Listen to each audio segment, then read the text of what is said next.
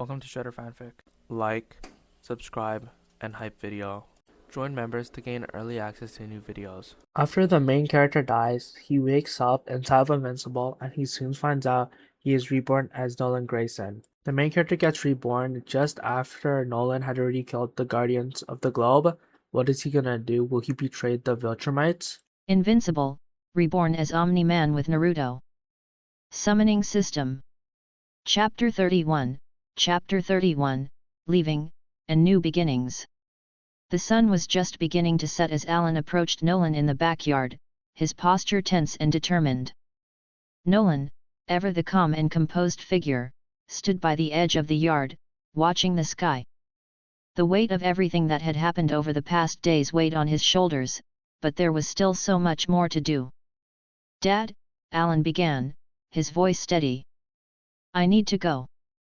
Nolan turned to face him, his brow furrowing slightly. "Go? Where?" "I need to help the other planets. They're not going to survive without aid. You know I can't just sit here while the Viltrumites." Alan cut himself off, not wanting to dive too deep into the subject just yet. Nolan exhaled deeply, running a hand through his hair. "I knew this day would come. You're not ready for it, Alan. You don't know what you're up against out there. I've spent decades trying to deal with the Viltrumites. They're not just powerful, they're relentless." "I know, but I have to try," Alan said, his eyes hardening with resolve. "I can't stay here while I know worlds are in danger. I've fought to protect Earth, but I can't ignore what's out there anymore." Nolan met Alan's gaze, seeing the truth in his words. There was no stopping him now. "All right," Nolan said after a moment, his voice quieter, but still resolute. "But remember, Alan, if you ever need help, if you ever need to come back here, you know where to find us." Alan nodded, grateful.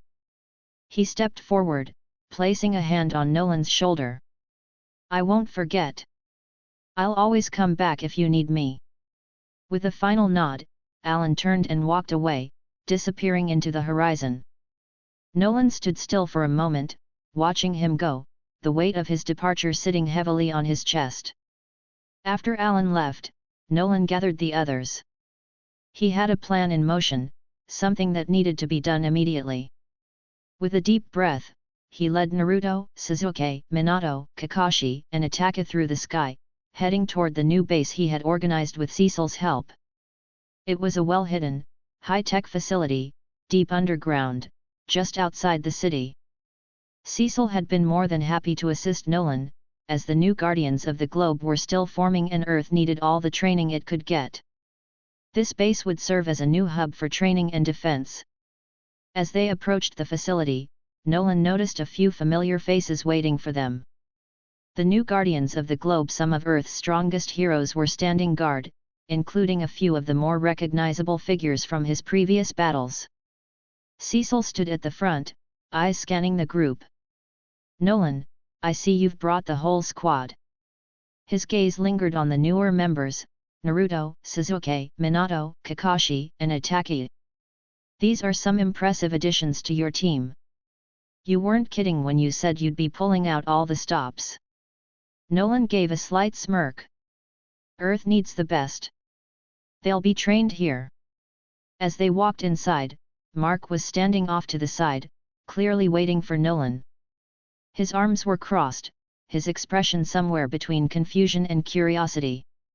"Dad, why are we here? You said you wanted to stop being a hero, but then you bring all of them here. What's going on?" Nolan met Mark's eyes, his expression unreadable. "Cecil's building a new training room for the team. We're preparing for what's coming next. The world is changing, Mark, and we need to be ready." Mark frowned. "So, this is still about fighting, then? I thought you were done with all that." "I am," Nolan replied, his voice firm. "But that doesn't mean we stop preparing. Protecting Earth is still my priority, and now I've got allies who are going to help us. They've trained under some of the best, and now it's our turn to train them."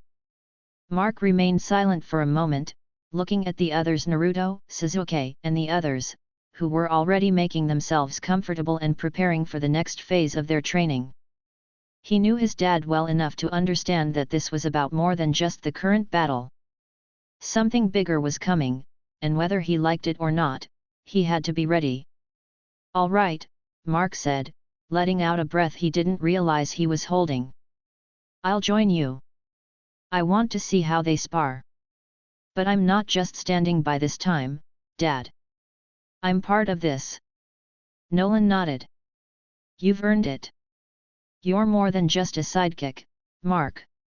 As they entered the large training area, the new team of warriors Naruto, Sasuke, Minato, Kakashi, and Itachi stood in the middle of the room, ready to begin their first full-on sparring session.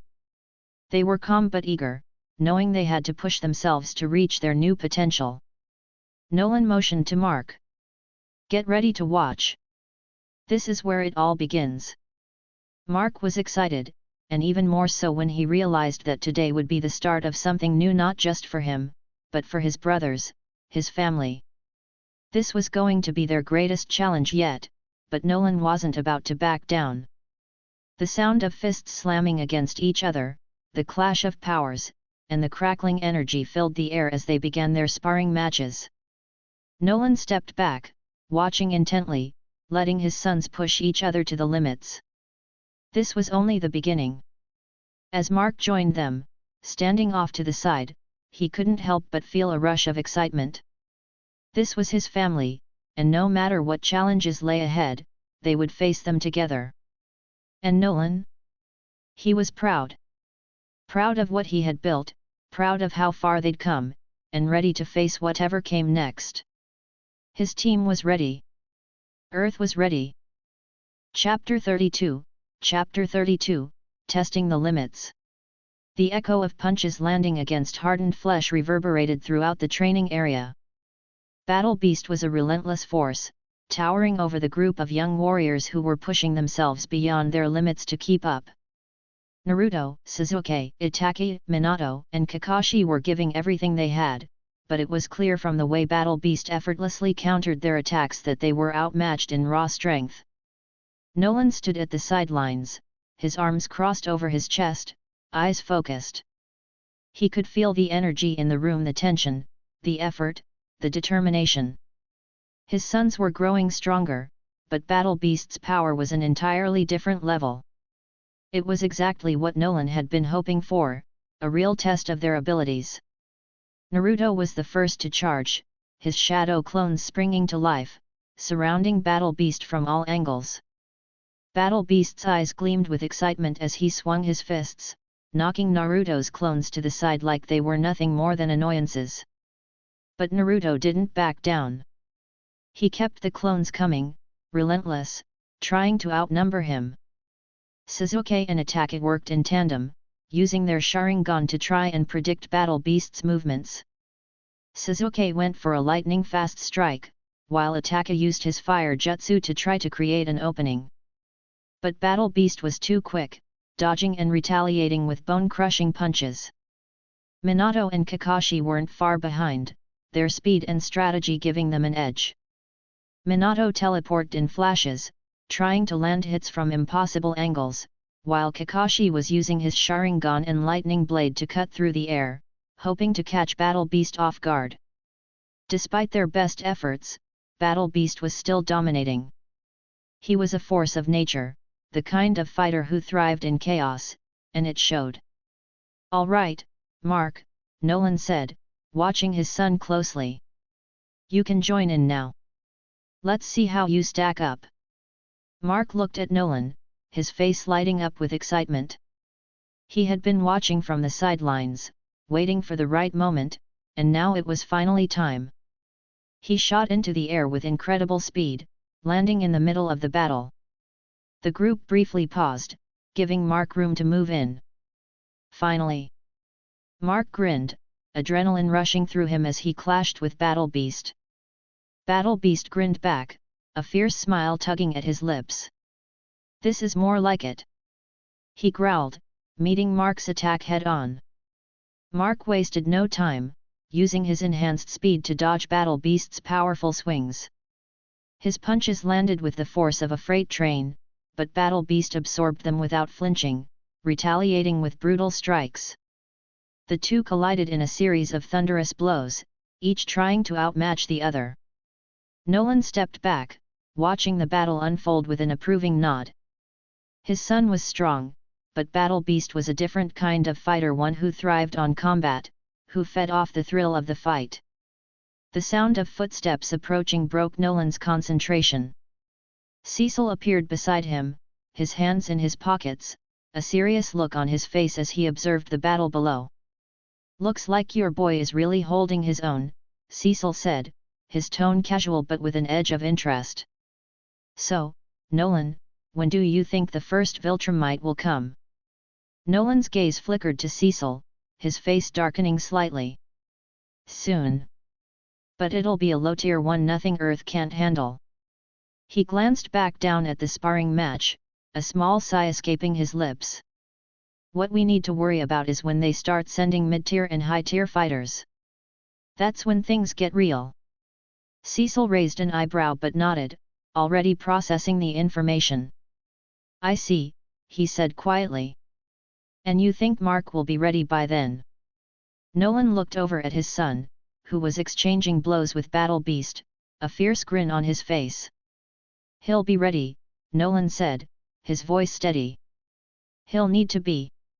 As the fight continued, Nolan kept his eyes on the battlefield, mentally preparing for what was to come. This was just the beginning. They were building a team, but even that wouldn't be enough if the Viltrumites sent their best fighters.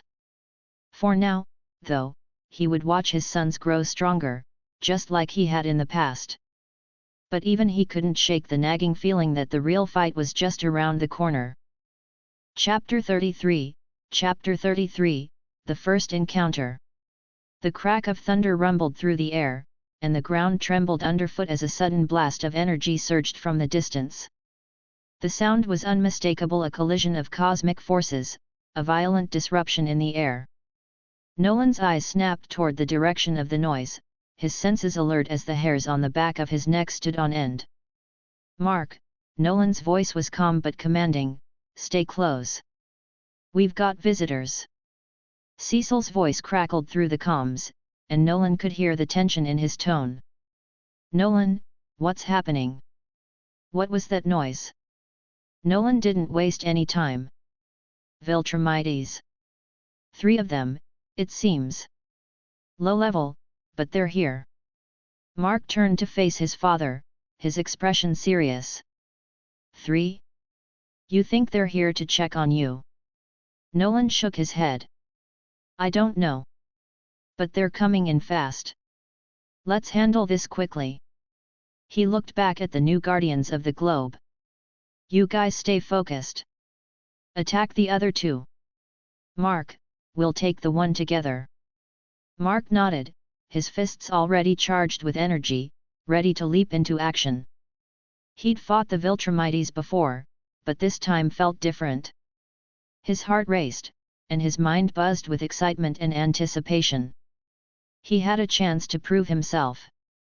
"Minato, Kakashi, Naruto, Sasuke, Itachi," Nolan said, addressing the group of his sons and allies. "Stay out of sight. Don't show yourselves unless absolutely necessary." Naruto immediately nodded, his usual energetic demeanor dialed back in response to Nolan's orders. Sasuke and Itachi exchanged a look, silently agreeing with the plan. They didn't need to ask questions. Minato and Kakashi stood by, prepared but waiting for their moment. Nolan's gaze shifted to Battle Beast, who was already preparing himself for the battle ahead. "Battle Beast, don't get too excited. These Viltrumites are weak compared to you. I want you to stay back and watch. Don't get involved unless things go south." Battle Beast grunted, clearly not thrilled about the restriction, but he respected Nolan's command. "Fine," he muttered, crossing his arms over his chest as he stared at the incoming threat. "But if it gets interesting, I'm jumping in." Nolan shot him a quick glance, but he didn't argue. Battle Beast could be impulsive, but he knew when to pick his battles. For now, Nolan needed him to be patient. He turned his attention to Cecil, who was nervously pacing back and forth on the other side of the room. "Cecil, don't worry," Nolan said, his tone unshakable.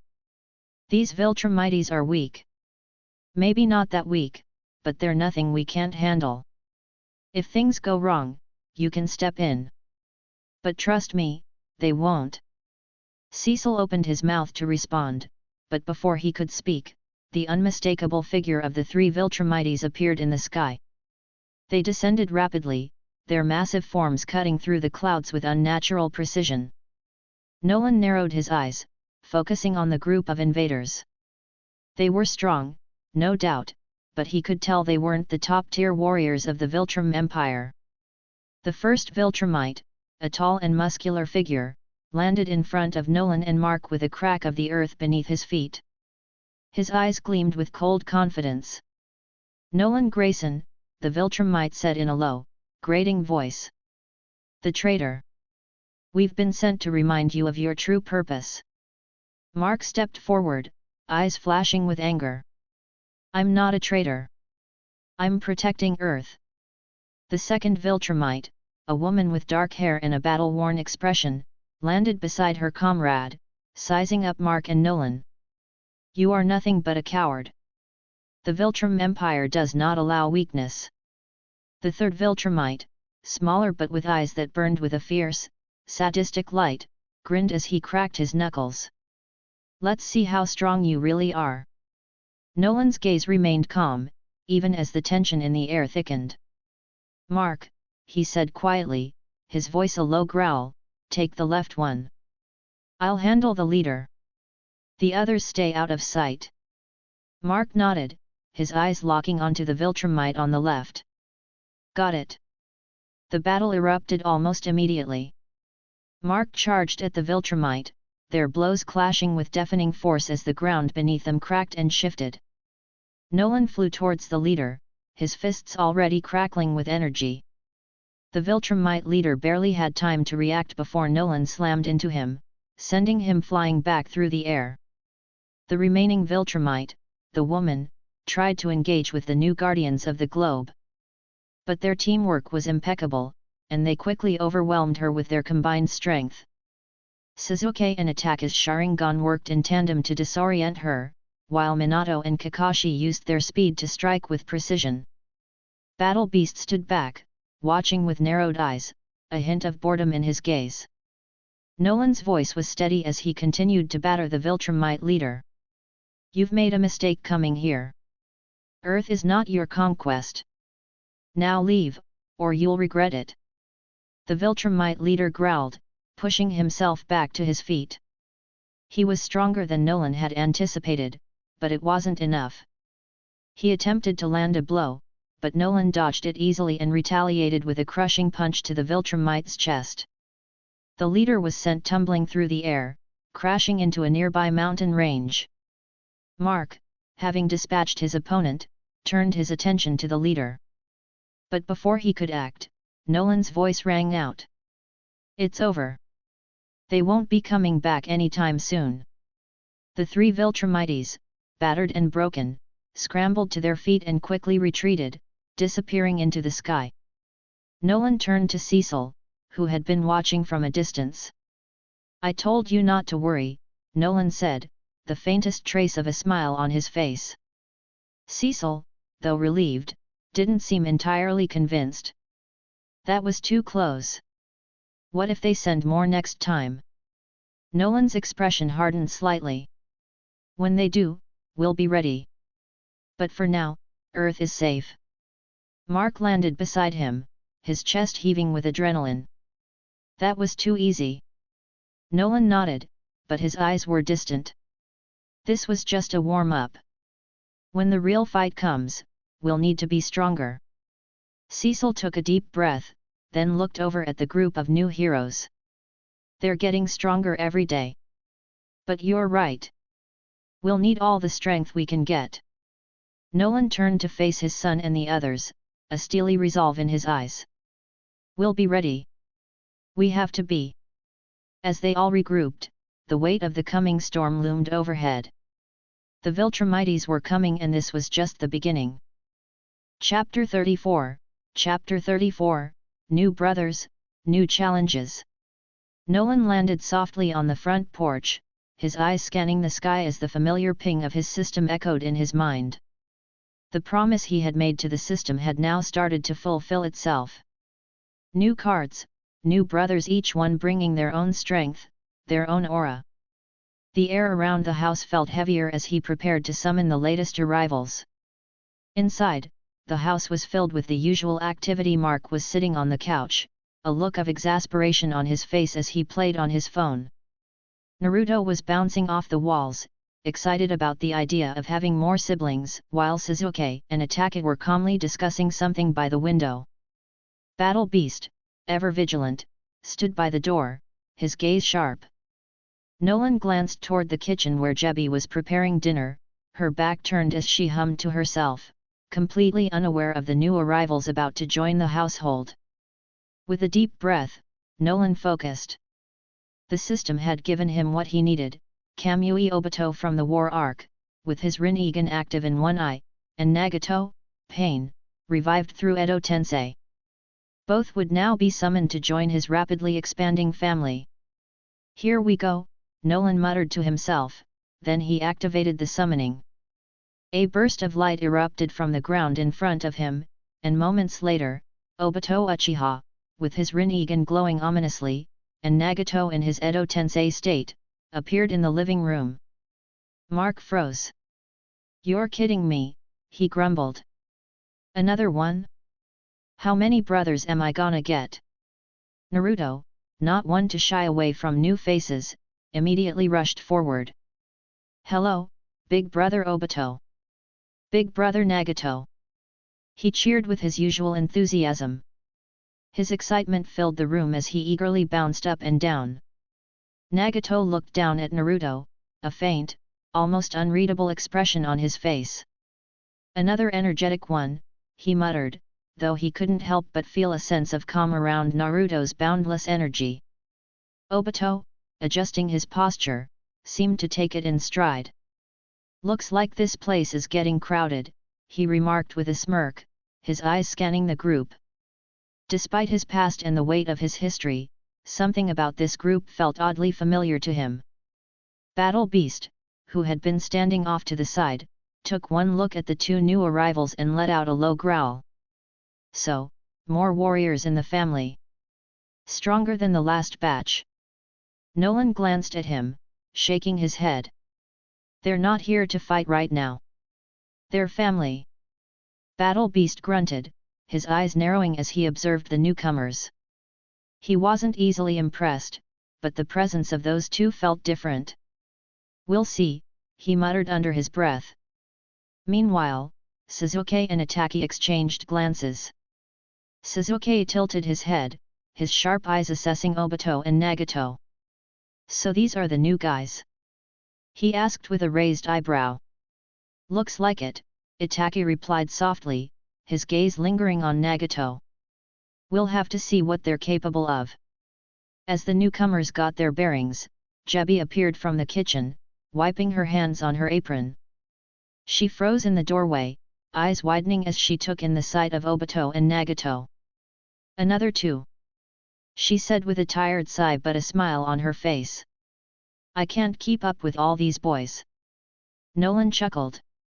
"Welcome to the family," he said to Jebi before turning to the new arrivals. "Everyone, this is Obito and Nagato. They'll be staying here." Mark, who had been silently observing the interactions, shook his head. "I can't believe this," he muttered, running a hand through his hair. "And how did this happen?" "Long story," Nolan replied with a grin. "But trust me, they're family now." Obito's expression softened as he looked at Mark. "I know it might be strange, but things work out in ways we can't always predict." Before the conversation could continue, Mark suddenly perked up. "Wait a minute." He pointed at Obito. "Your eyes, they're like Sasuke's, but different." "What are those?" Obito smirked slightly, revealing the Rinnegan in his left eye. You could say they're a version of the Sharingan, but evolved. Naruto, always fascinated by eyes and powers, jumped up. Whoa! That's so cool! I want to learn how to do that. Sasuke, still standing off to the side, finally spoke up. We'll see, he said, his tone guarded but intrigued. It's not just about having powerful eyes, it's about how you use them. The doorbell rang, and Jebi, looking slightly overwhelmed but still with a smile on her face, walked toward the door. I'll get it, she said as she opened the door to find a delivery of food. Back in the living room, Mark sighed, looking at Nolan. So, another two brothers, hey? I don't even know how to handle all this. They're not so bad, Nolan replied with a shrug. Just think of them as, new family. But if it gets too crowded, we can always get a bigger house. Mark gave his father a flat look. Yeah, sure, why not? A mansion full of your family. Exactly. Nolan said with a grin, knowing that Mark was trying to adjust to the absurdity of it all. As the dinner was being set on the table, the entire group sat down, now complete with new faces and new personalities to adapt to. Battle Beast, Naruto, Sasuke, Itachi, Minato, Kakashi, and the others all began to fill their plates. Even Obito and Nagato, still adjusting to the idea of being part of this family, couldn't help but feel a certain sense of warmth. Thank you for this, Obito said to Jebi, who had prepared an elaborate meal for everyone. I didn't expect a welcome like this. You're part of the family now, she said with a soft smile. Besides, it's more fun this way. As the meal continued, laughter and conversation filled the room. Mark, despite his earlier grumbling, couldn't help but feel a little better. He had his many brothers, and in some strange way, they were family. Even if it was the strangest family he could have imagined. In the back of his mind, however, Mark knew the peace wouldn't last forever. The Viltrumites were out there, and things were only going to get more complicated from here. But for now, he allowed himself to enjoy the moment, the calm before the storm. Chapter 35, The Mansion Grayson. The Grayson household was starting to feel a bit like a circus. There were too many people, too many personalities, and not enough space. But they managed to make it work. For now.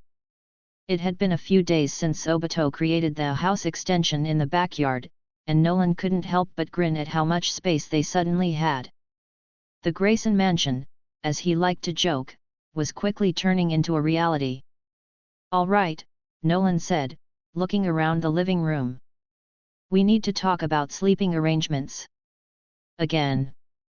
Naruto, ever the optimist, jumped up from his seat. What about a sleepover? He suggested, clearly excited by the idea of crashing together in one giant pile. We could have snacks and pillow fights. Sasuke rolled his eyes from his spot on the couch. No way. I'm not sleeping on the floor with a bunch of clones running around. It's not that bad, Naruto insisted, looking hopeful. And besides, we've got the new mansion to try out. Is this what it's come to? Mark muttered, rubbing his forehead. We've gone from a cramped house to a mansion in just a few days. It's more of an extension, but sure, Nolan said, leaning against the wall. Obito did a hell of a job with it. Just then, Obito appeared in the doorway, grinning like a mischievous cat. I'm glad you all like it. But now comes the fun part. He stepped aside, revealing a perfectly built extension, which looked exactly like a well-thought-out wing of the original house. It had an open living area, more rooms for everyone, and even a backyard that now looked like something from a luxury resort. Mark stood up, his eyes wide. Wait, you're saying this isn't just a patch job? This is a full-fledged wing. Obito shrugged nonchalantly. Of course. With Kamui, I can manipulate space however I want. Nolan looked pleased but also slightly overwhelmed. All right, I need to get used to this. But first, let's talk sleeping arrangements. Naruto interrupted with a wide grin. I'll take a big room. I can have my own ramen bar. Sasuke sighed, rubbing his temples. You and your ramen. Can we please have some peace and quiet for once? Meanwhile, Minato, who had been quietly observing, chuckled and stood. A mansion for all of us, hey.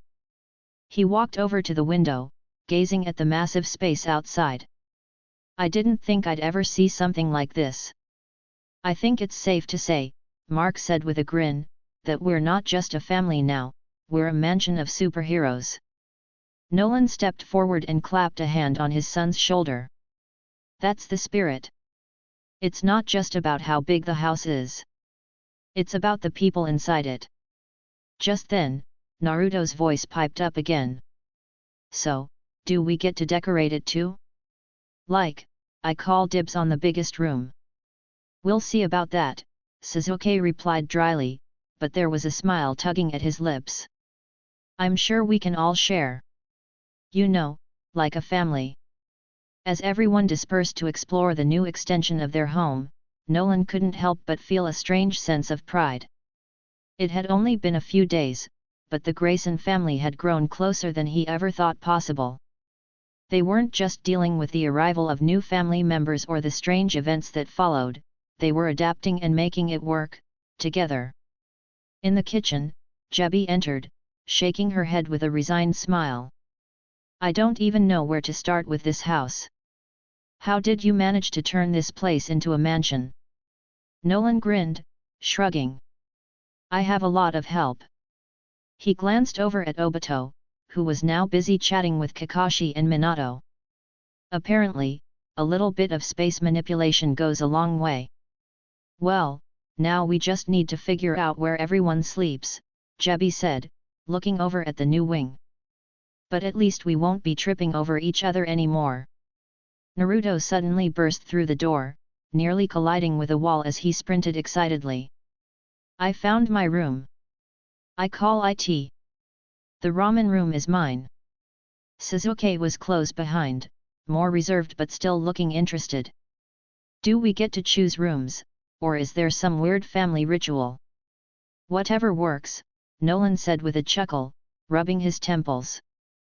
If you want the ramen room, Naruto, it's yours. But if you try to make it a ramen empire, we might have to talk. Minato, who had been quietly listening to the chaos, smiled. I can't believe how much this place has changed.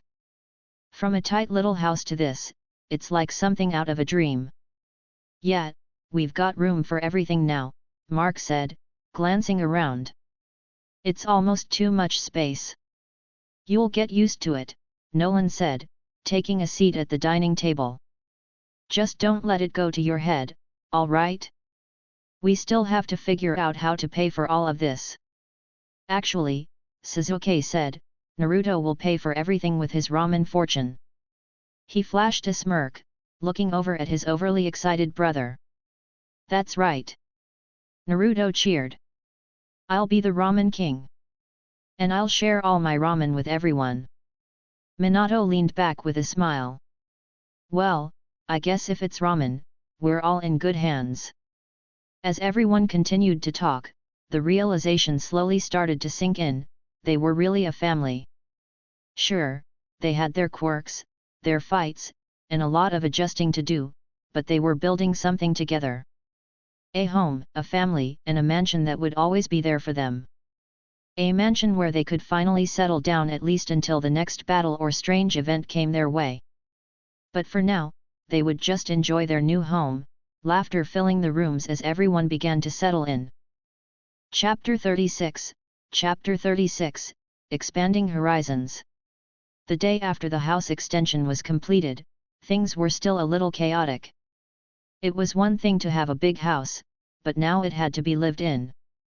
The idea of fitting everyone Nolan, Mark, Naruto, Sasuke, Battle Beast, Minato, Kakashi, Itachi, Obito, and even the occasional guest into one house felt like a monumental task. But, as always, Nolan took charge, and today was no different. Mark had already left for the day, probably to deal with some superhero-related matters, leaving Nolan with his family. He chuckled to himself as he looked at the oversized house now filled with even more people. It was a far cry from what it used to be. But there was still so much to do. "Naruto, Sasuke." Nolan called out from the living room, a massive grin on his face. "We need to go get some things for the new part of the house. Toys, electronic stuff to keep everyone entertained and comfortable." Naruto's eyes lit up immediately, the words toys and electronics catching his attention instantly. "Toys? Electronics? I'm in!" he exclaimed, pumping a fist into the air like he had just won a tournament. Sasuke, ever the more serious of the two, raised an eyebrow. "Are we really getting toys?" he asked, a hint of skepticism in his voice. "Yes, Sasuke," Nolan said with a grin. "Toys? There are a lot of us now. We need stuff to keep everyone busy, and I have a feeling the new kids are gonna want to play. Plus, it's a great way to make sure no one's bored." Naruto couldn't help but laugh. "See, Sasuke? Even you could use some toys. Maybe a video game console. You'll like it." Yeah, Sasuke muttered, though there was a slight edge of curiosity in his voice. He followed Nolan and Naruto as they headed out the door. Meanwhile, back in the kitchen, Jebi was inspecting the new kitchen layout. She looked around the spacious, shiny new counters and the modern appliances. "Well," she said to herself with a small sigh, "at least this part is going well." She had a small task ahead of her organizing the kitchen. She could hear the faint sounds of clattering from the next room over, where Minato, Kakashi, and Obito were talking about, who knew what. Most likely something about training, or ninjutsu, or one of their usual heated debates. "How did I get myself into this?" she murmured, wiping her hands on a dish towel as she set down the knife she had been using to cut up vegetables. "I used to just have a normal life, now I have an entire army of ninja and alien-like people in my house." Just then, she heard the sound of heavy footsteps approaching. Battle Beast, of all people, was making his way toward the kitchen. He had apparently been following Naruto and Sasuke, though it wasn't entirely clear if he was actually following them or just taking his time getting to the training room. "Need any help?" Battle Beast asked in his gravelly voice, eyeing the massive counters and the fridge full of supplies that hadn't been properly sorted yet. Jebi shot him a smile, although it was a little strained. "Sure, you can start by setting the table," she said, handing him a stack of plates. "Don't drop anything, okay?" Battle Beast nodded, his usual expression not changing. He carefully took the plates and began setting them down with surprising delicacy. It was weird seeing someone like Battle Beast, a giant, fierce warrior, handling dinnerware with such precision. Back at the electronics store, Nolan, Naruto, and Sasuke were loading up a shopping cart with all sorts of items. Naruto had already grabbed several video games, a new console, and, surprisingly, a stack of manga. "Naruto, that's a lot of stuff," Sasuke remarked dryly, glancing at his friend as he placed more games into the cart. "Nah, this is perfect. I've been wanting to try out the new VR headset, and I'm getting all this to make sure we don't get bored around here," Naruto said with a wide grin. Sasuke rolled his eyes but said nothing. He was still more focused on the stack of books in his hands, classic ninja strategy books that he thought might help him train.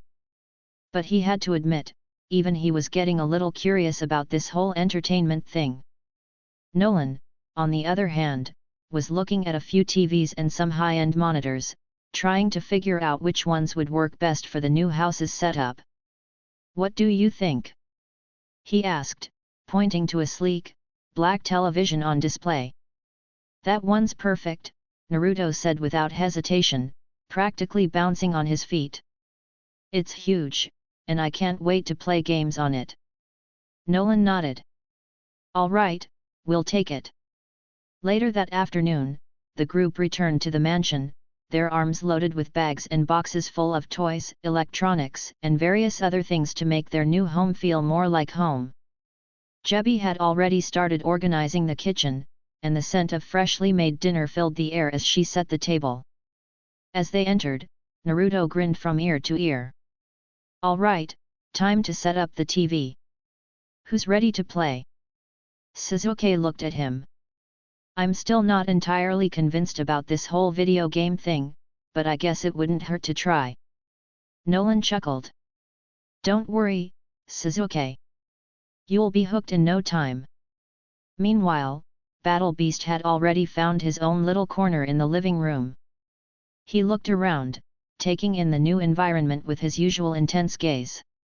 Despite his intimidating appearance, there was a certain peacefulness about the way he interacted with the space. Jebi came in, wiping her hands on her apron. Okay, now that we're all here, let's eat.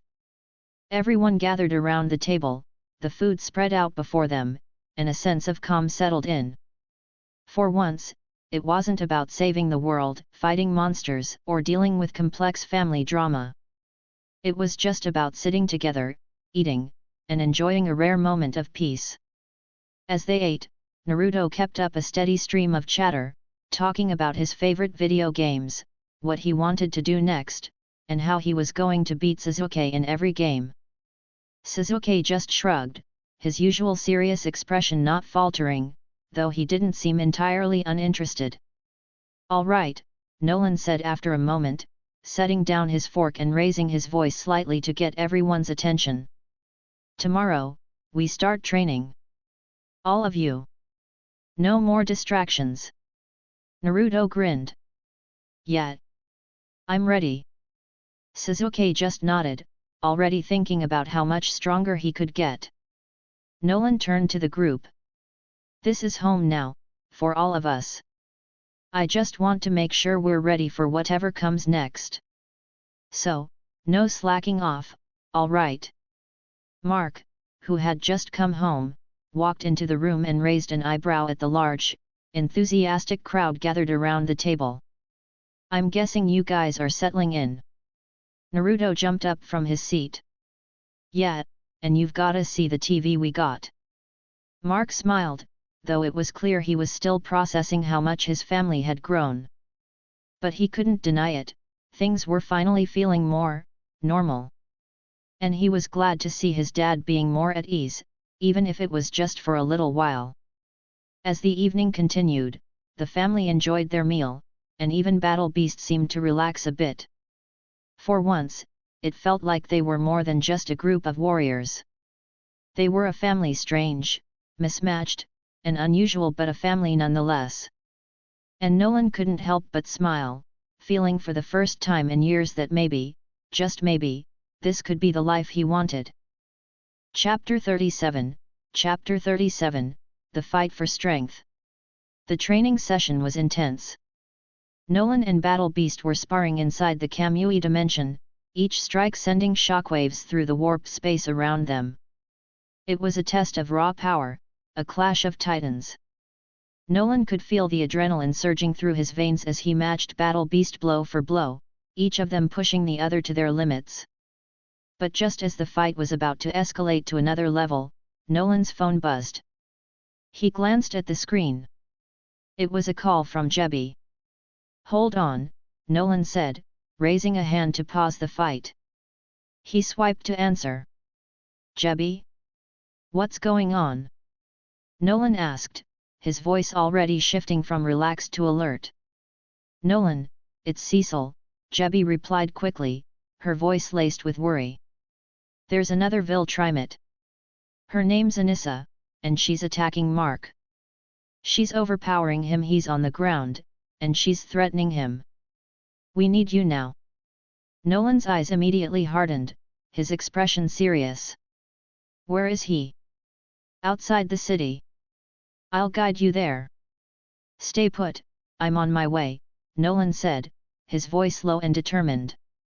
He turned to Battle Beast, who was already gearing up for action. "Let's go," Nolan said, his tone firm. When they arrived at the scene, the sight was worse than Nolan expected. Mark was on the ground, bruised and bloodied, his breath shallow as he struggled to push himself up. Standing over him was a tall, imposing figure, Anissa, a Viltrimate warrior with an unsettling, predatory presence. Her red eyes glowed with malice as she looked down at Mark, her stance cold and calculated. Anissa was no ordinary fighter. She had a lean, muscular frame, covered in armor that reflected her brutal nature. She stood tall, easily several inches above Mark, her aura exuding a sense of superiority. "You're weak, Mark," Anissa said, her voice dripping with disdain as she loomed over him. "You couldn't even land a single hit. How pitiful." Mark gritted his teeth, trying to push himself up, but his body wouldn't cooperate. The fight had drained him completely, and his vision was blurred. "I told you." "I'm not done," Mark growled, though the words were barely a whisper. Anissa laughed, a cold, chilling sound. "You don't get to decide when it's over. Your strength, your spirit, it's not enough." She loomed over him, raising her foot as if to crush him, but she paused and looked down at him, her expression growing more calculating. "If you don't come to your senses soon, Mark, Earth will pay a steep price. I'm not here to kill you yet, but that might change if you keep disappointing me."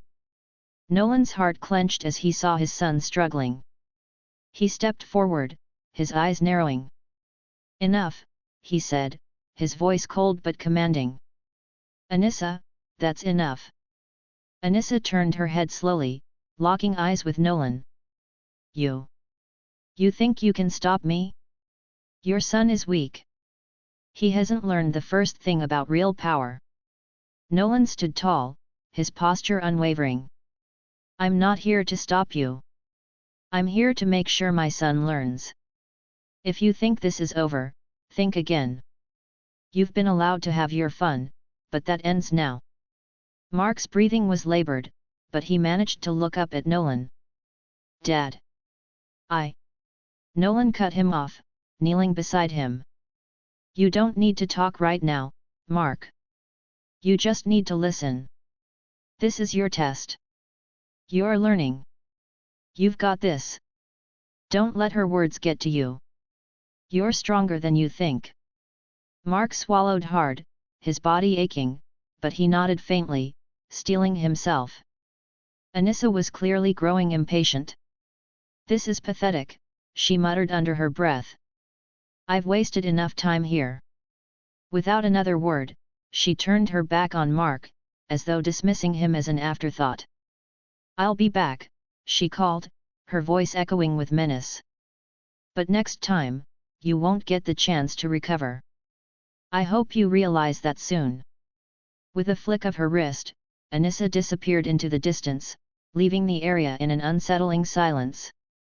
Mark lay there for a moment, his body still trembling from the battle. Nolan watched him quietly, not rushing to help, but his gaze was full of concern. Battle Beast, standing nearby, said nothing but watched intently. He didn't interfere, respecting Nolan's decision to let Mark handle the situation on his own. Nolan knew Mark wasn't ready to win that fight, but he needed to see the reality of his limits. "Get up, Mark," Nolan finally said, his voice firm but not unkind. "You've learned something today, and that's worth more than a win. You can't always be the strongest, but you can always get stronger. Never forget that." Mark struggled to push himself up, wincing as he moved. His body was bruised and battered, but there was a fire in his eyes now, a spark of determination that hadn't been there before. "I'll be stronger next time," Mark said, his voice gritty but filled with resolve. "I'll never let that happen again." Nolan nodded, giving him a rare smile. "Good. Now let's get you patched up." As Nolan and Battle Beast helped Mark up and made their way back to the Grayson household, Nolan couldn't help but feel a surge of pride for his son. He wasn't sure how long it would take for Mark to reach his full potential, but he knew this battle had been an important step. Back home, Jebby was already waiting for them, concern on her face as she rushed to check on Mark's injuries. "Is he all right?" she asked, looking over him anxiously. "I'll be fine, Mom," Mark said, offering her a tired smile. I need to get stronger." Jebby looked at Nolan, who simply nodded. She understood. Nolan sat back, watching as his family came together. This wasn't just about protecting Earth anymore. It was about strength, about growth, and about preparing Mark for the inevitable threats they would face. The Viltrimate invasion was only just beginning, but Nolan had faith. Mark would rise to the challenge. Chapter 38, Family Day at the Zoo. It was supposed to be a simple family day. Nolan had decided that, after everything that had happened, training, fighting, and more training, it was time for a bit of fun. A break from the chaos, just to unwind and bond. He bought an old bus for the family, one that would fit everyone comfortably. It was all set. A trip to the zoo, where they could see the animals, let off some steam, and just enjoy a rare moment of normalcy. The bus was packed, and everyone was excited. Mark was still feeling the weight of his recent battle with Anissa, but he was doing his best to shake it off. Naruto, Sasuke, and Itachi were bouncing around, excited to see the animals. Minato and Kakashi were as calm as ever, though even they couldn't help but smile at the kids' energy. Battle Beast, despite his intimidating demeanor, had been looking forward to the outing more than he cared to admit. The trip was going smoothly. As they rolled up to the zoo, Mark was sitting by the window, looking out with a distant expression. "All right, everyone. Zoo time," Nolan announced enthusiastically as he pulled the bus to a stop. The doors opened, and they all piled out. They walked through the gates, the sounds of excited chatter and animal calls filling the air. The kids immediately ran toward the lion exhibit, and Nolan watched them go with a proud smile. His family was safe, happy, and they deserved this peaceful day. But that peace was short-lived. Out of nowhere, a loud explosion rattled the air, followed by screams of terror. People in the zoo were scrambling, some running in every direction, some cowering in fear. Nolan's head snapped toward the source of the explosion. A figure cloaked in black appeared in the distance, standing atop a large building. His silhouette was unmistakable, and the power radiating from him sent a shiver down Nolan's spine. "Looks like someone's decided to ruin our family day," Nolan muttered under his breath. "Who is that?" Mark asked, frowning as he squinted in the direction of the villain. "I don't know, but it doesn't matter," Nolan said, turning to the rest of the family. "Get inside the bus. Stay out of sight. This is a job for Mark." Mark's expression darkened. "Dad, No arguments," Nolan cut him off. "You're a superhero. This is what you trained for. I'll be nearby, but I need you to handle this on your own.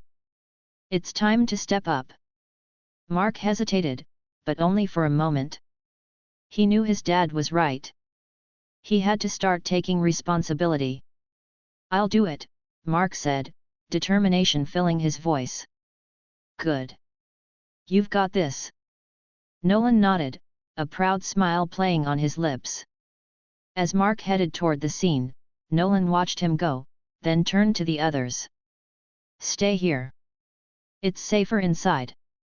The rest of the family scrambled back into the bus, but Nolan stayed outside, watching Mark approach the villain. He could sense the tension in the air, the same feeling he had every time a battle was about to begin. Mark approached the villain cautiously, his fists clenched at his sides. The man on the building smirked, noticing Mark's approach. Well. A hero. How quaint," the villain said, his voice dripping with mockery. He jumped down from the building with ease, landing with a ground-shaking thud. Mark didn't flinch. He stood his ground, ready for whatever came next. "Who are you?" Mark asked, his voice steady. The villain laughed. I'm the one who's going to make this zoo a whole lot more interesting. You heroes are always so predictable. Before Mark could respond, a group of other heroes appeared, rushing in to handle the situation.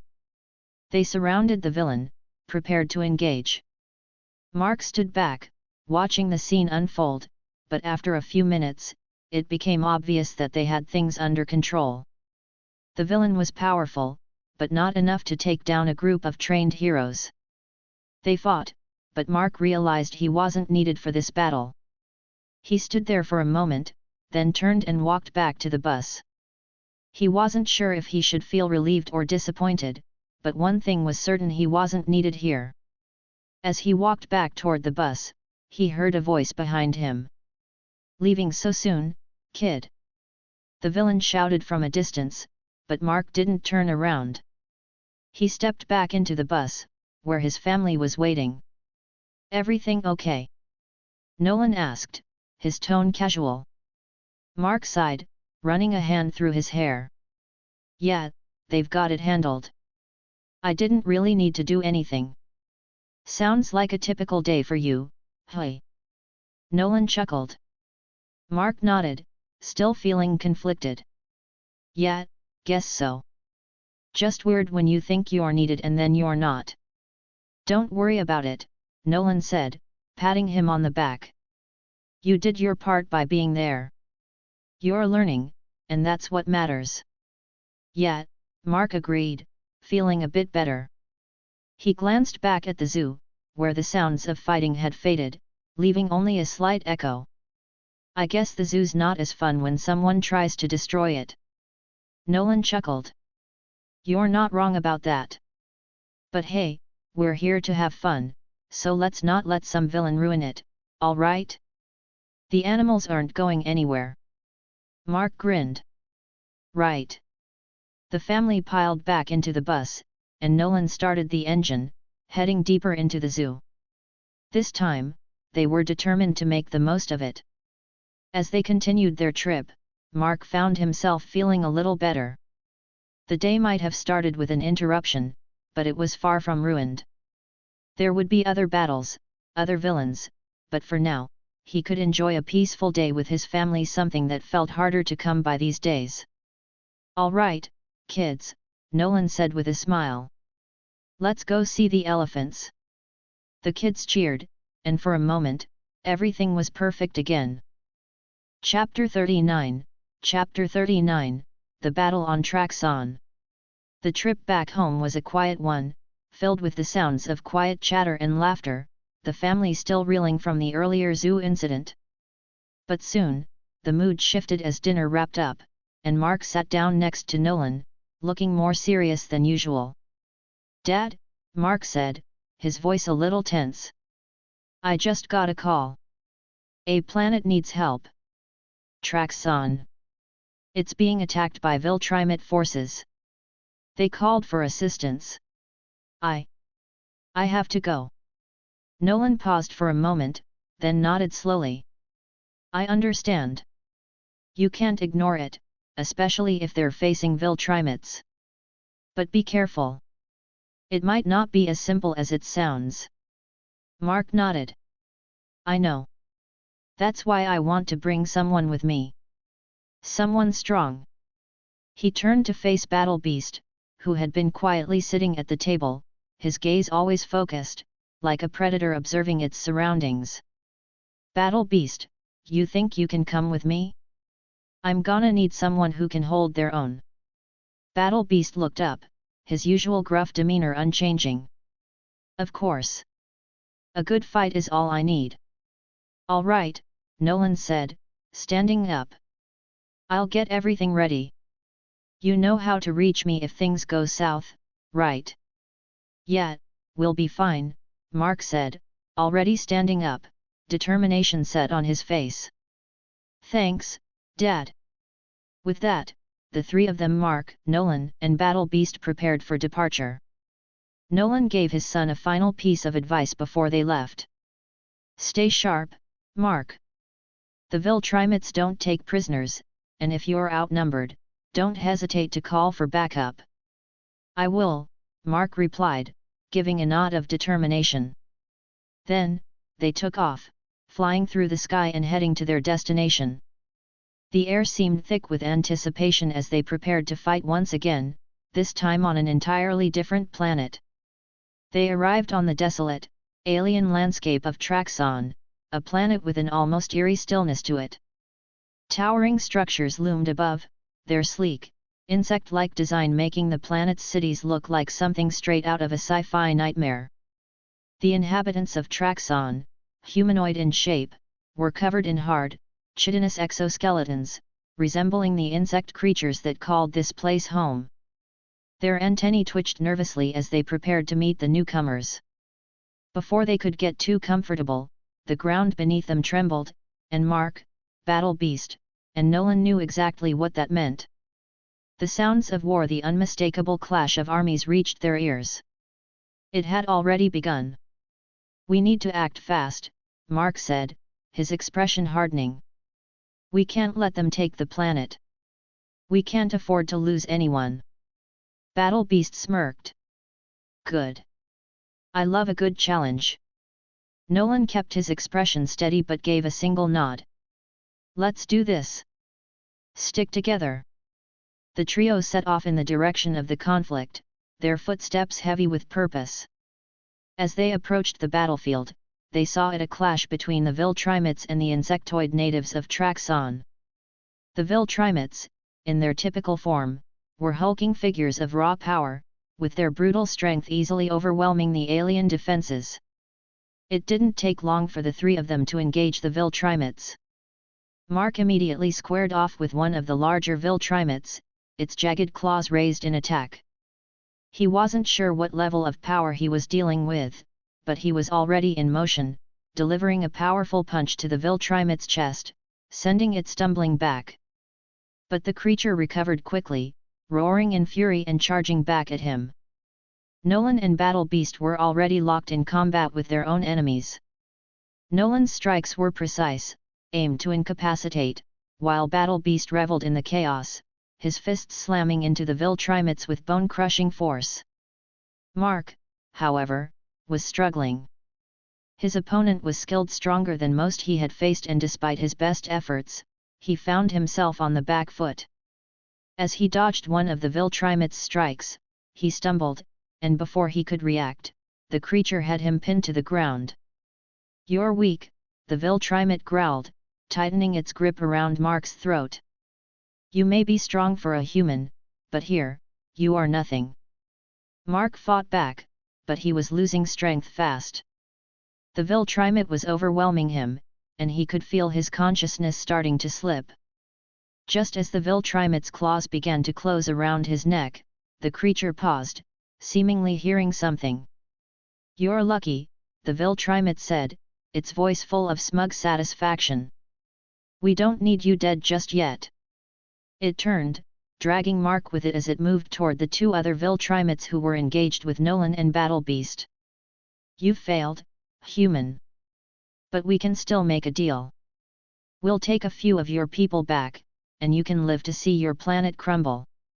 Or, we can leave, but you'll be the one who delivers a message to Earth. You choose." Nolan's eyes narrowed.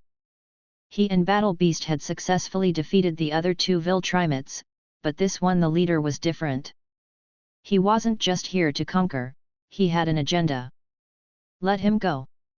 Mark shouted, his voice hoarse. The Viltrumite leader chuckled, his voice dark. "You can have him back. We don't need him to die. But know this, hero, the Viltrumites will return, and we will bring destruction with us. Millions will perish, unless you choose to surrender your people. We'll trade him back for those two Viltrumites." Mark's eyes burned with anger. "I won't surrender to you. Not now, not ever." Battle Beast looked at Nolan. "What now?" Nolan was silent for a moment, his mind racing. He wasn't about to risk the entire planet for the sake of a few Viltrumites, but this wasn't a simple choice. The lives of many more were at stake. Finally, Nolan spoke. "I'll take the deal. But I'll make sure they understand Earth isn't some easy target." He looked to Mark, his gaze filled with reassurance. "We'll get through this, son. And we'll deal with these guys in our own way." Mark nodded, barely able to breathe as the Viltrimate leader released him. As promised, the Viltrimate leader turned over the two captives to Nolan. "Mark, you're going to have to get stronger," Nolan said, his voice calm but firm. "This was just a taste of what's coming. You're not ready for this level of fight yet, but you will be." Mark nodded, his body aching, but his resolve solidifying. "I will be ready." The Viltrimates retreated, their massive figures disappearing into the horizon, leaving the family and their allies to assess the situation. "We'll take care of the rest," Nolan said, looking to the Traxon leaders. "But mark my words, this isn't over."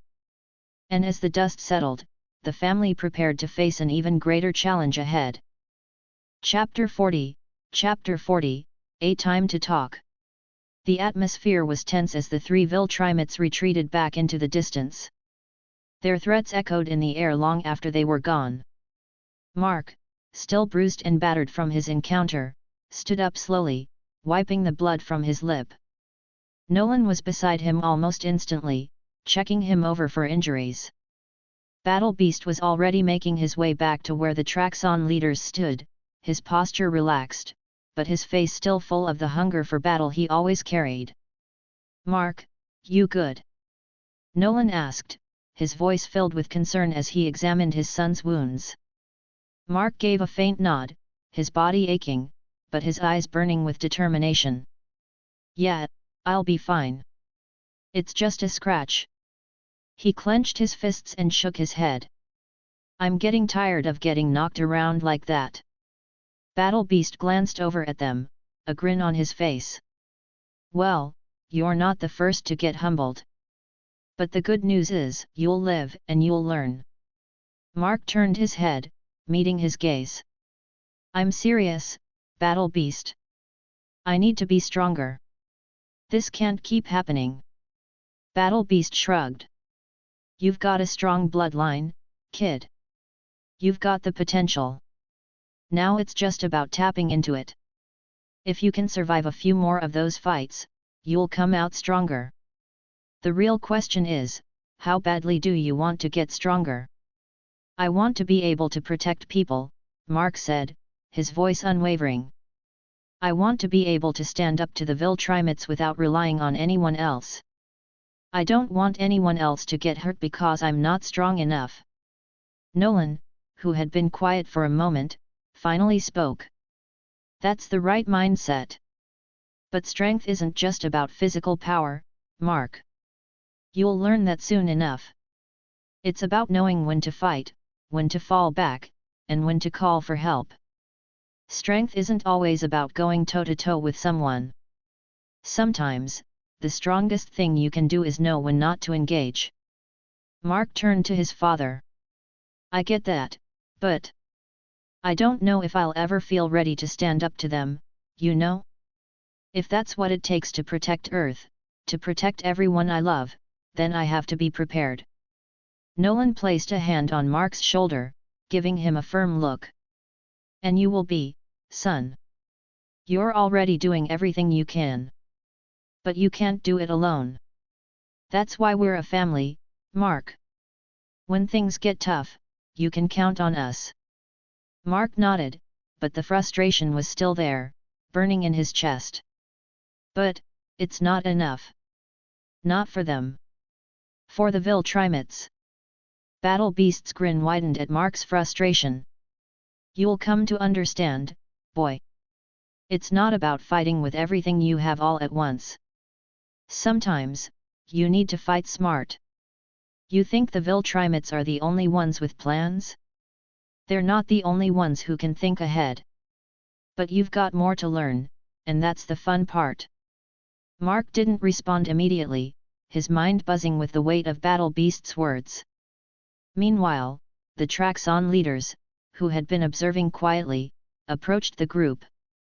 Their insectoid faces were hard to read, but their antennae flickered nervously. The leader, a tall figure with a pair of large wings that buzzed gently in the wind, stepped forward. "You've done much for us already, but we can't simply stand by while our world burns," the leader said. "Our people are in danger. The Viltrumites will be back. And next time, they won't leave any of us alive." Nolan stepped forward, his expression calm but stern. "We'll help you defend your world, but we need more information. What's the Viltrumite goal here? Why attack Traxon?" The leader hesitated for a moment before responding, his voice low and filled with dread. "The Viltrumites have been attacking planets for years, looking to conquer and enslave.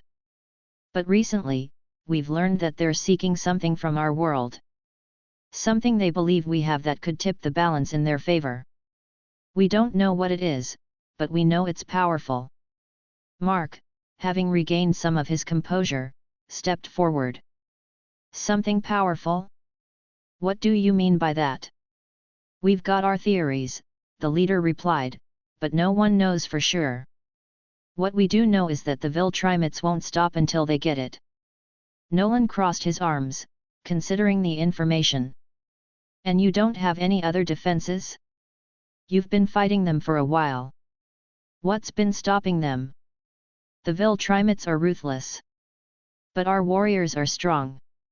Unfortunately, we don't have enough numbers to keep them from overwhelming us," the leader explained. "That's why we called for help. But if we don't find out what they're looking for and destroy it, we may not survive the next wave." Nolan's mind raced. This wasn't just a simple Viltrumite invasion. There was something more to it, something the Viltrumites were after, and if they got it, it could change everything. "We'll need to get to the bottom of this," Nolan said, his tone resolute. "We'll help you, but we need more information. What do you have on their plans? Their movements? Their tactics?" "We've been tracking them, but it's hard to pin down," the leader replied. "They're too fast, too strong. But we know they've been targeting specific areas on our planet. They're not just randomly attacking." Battle Beast's voice cut through the tension. "Let them do the talking, Nolan. They'll keep us busy with more questions. You know we need action, not talk." Nolan shot Battle Beast a glance but didn't respond right away. Instead, he turned back to the Traxon leader. "All right. We'll help you fight. We'll make sure you have the resources you need. But we'll need a plan of attack, and we'll need you to start gathering intel." The leader nodded, his antennae twitching in agreement. "We will. We'll do everything we can." As the conversation turned toward strategizing and logistics, Mark couldn't help but feel the weight of the situation. The Viltrumites weren't just a threat to Earth anymore. They were a threat to everyone. And the more he learned about them, the more dangerous they seemed. But there was one thing he was certain of: he would be ready. The rest of the evening was filled with more talk. Plans were made, information was gathered, and the group began preparing for whatever came next. As the sun began to set over Traxon's strange, alien horizon, Mark, Nolan, and Battle Beast walked side by side. Mark broke the silence. "We'll need to be ready. We can't let them take this planet. We can't let them win." Battle Beast grunted, looking ahead. "We won't. Not if I have anything to say about it." Nolan glanced at his son, his voice calm yet filled with determination. "You're right. We'll fight until the end, together." And with that, the family stood united, ready to face whatever the Viltrumites threw at them next. But even with their confidence, a lingering question remained in Mark's mind. What were the Viltrumites really after? And how far were they willing to go to get it? Chapter 41, The Calm Before the Storm. The sun had set over the alien landscape of Traxon, casting long, eerie shadows across the rocky plains. The air was cooler now, the temperature dropping rapidly as the dark sky was filled with strange, luminescent stars. Mark, Nolan, and Battle Beast were walking side by side, their footsteps crunching softly on the stony ground. The sound of their voices filled the silence as they discussed the situation with the Traxon leaders. Mark glanced around at the alien world, trying to absorb all the new information. I still can't believe the Viltrumites are after something here. It just doesn't make sense. Why Traxon? What could this planet possibly have that they'd want? Nolan's gaze hardened, his expression unreadable as he thought it over. That's what we need to figure out. But one thing's clear, they're not here for just any planet. They're here for something specific. And it's something big. Battle Beast, walking ahead of them with his usual confidence, scoffed. Big or not, it doesn't matter. The Viltrumites are weak. They're just another challenge to be crushed. Mark frowned, shaking his head. It's not that simple, Battle Beast. If they're after something that powerful, it's not going to be just another easy fight. And if we don't figure out what they want, we could be walking straight into a trap. Nolan placed a hand on his son's shoulder, his tone firm but reassuring. You're right, Mark. We have to be cautious. The Viltrumites are dangerous, but they're also strategic. They're not just a brute force kind of enemy. We'll need to think ahead. Battle Beast, ever the optimist when it came to fighting, smirked. Thinking's good and all, but in the end, it's the strength that wins the battle. You'll see. Mark turned to face Battle Beast, his eyes narrowing slightly. You think it's all about strength, hey? Battle Beast's grin grew wider. I know it is. Strength is everything. When you have the power to back up your decisions, you don't need to think too much. Nolan raised an eyebrow, clearly amused by Battle Beast's confidence. That's one way to look at it, but strength without strategy is useless. You can't win every fight with sheer power alone. Battle Beast rolled his eyes. We'll see. Mark couldn't help but chuckle at the banter between his father and Battle Beast. It was clear they had different philosophies when it came to fighting, but he knew both had their merits. Strength and strategy, they needed both to overcome what was coming. As they walked, the conversation shifted to the matter at hand, the Viltrumites and their mysterious mission on Traxon. Nolan was deep in thought, weighing the options in his mind, while Mark was still trying to process everything. He had been in some tough situations before, but this felt different. The stakes were higher now. This wasn't just about saving Earth anymore, this was about protecting everyone. So, how do we find out what they're really after? Mark asked, breaking the silence. Do we wait for them to make the next move, or do we try to find out more about what they're planning? Nolan rubbed his chin thoughtfully. We can't just wait. We need to get intel, fast. The Traxon leaders said they've been tracking them, but we don't have all the pieces yet. If we can figure out where the Viltrumites are going next or what their endgame is, we might have a shot at stopping them before it's too late. Do you think they'll attack again soon? Mark asked, his tone serious. Battle Beast, who had been walking a few steps ahead, turned back to look at them. They'll attack when they feel like it. The real question is, are you ready to fight? Mark's determination flared up again. I'll always be ready to fight. But I want to make sure I'm doing it right. I want to know exactly what we're up against before I rush in. Nolan nodded approvingly. That's a good mindset, Mark. We need to be prepared for anything. As the group continued walking, they came to a large plateau overlooking a vast canyon. The stars above shimmered brightly, and the distant glow of Traxon's twin moons cast an ethereal light over the terrain. It was a beautiful, alien world, but the beauty was tinged with danger. The looming threat of the Viltrumites cast a shadow over everything. Nolan stopped and looked out over the landscape, his arms crossed. We need to be smart about this. The Viltrumites might be more organized than we think. They've been hitting planets all across the galaxy, and they're getting better at it. They're learning. Mark stood next to his father, his eyes scanning the distant horizon. So, what do we do now? Nolan took a deep breath. We wait. We gather information. And when the time comes, we strike. But we need to be ready for whatever they throw at us. Battle Beast, standing off to the side, snorted in disdain. I'm not one for waiting. The longer we sit around, the more time they have to prepare. I say we go straight to their base and crush them. Nolan shot Battle Beast a look. That's exactly what we don't want to do. Charging in without a plan is how you get yourselves killed. Battle Beast just chuckled. Then let's just make sure we don't get killed, shall we?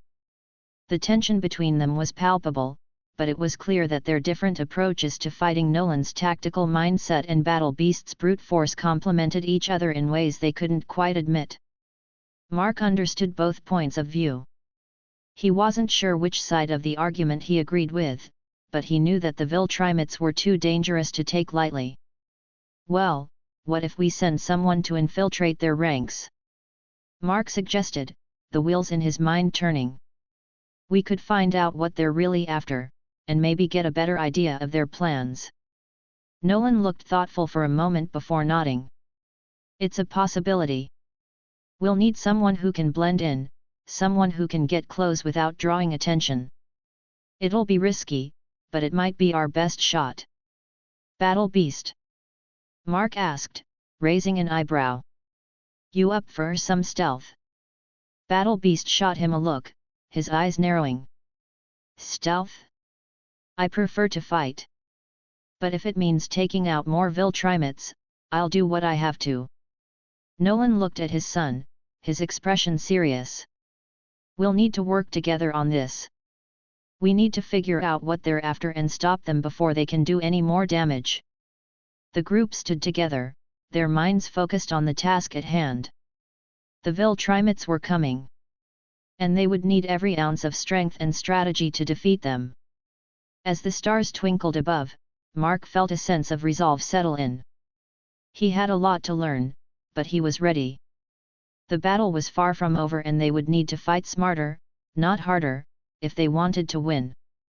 But for now, all they could do was wait and prepare for the storm that was coming. Chapter 42, Conversations in the Quiet.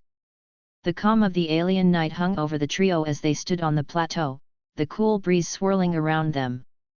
The distant glow of Traxon's 2 moons cast a haunting light over the jagged rocks and alien plants scattered across the terrain. The stars shone like diamonds in a vast, dark ocean, each one a reminder of the countless lives and worlds beyond their own.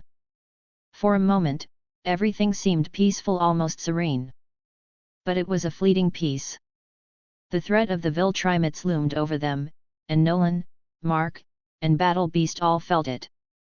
Nolan stood still, arms crossed, eyes narrowed as he surveyed the surroundings.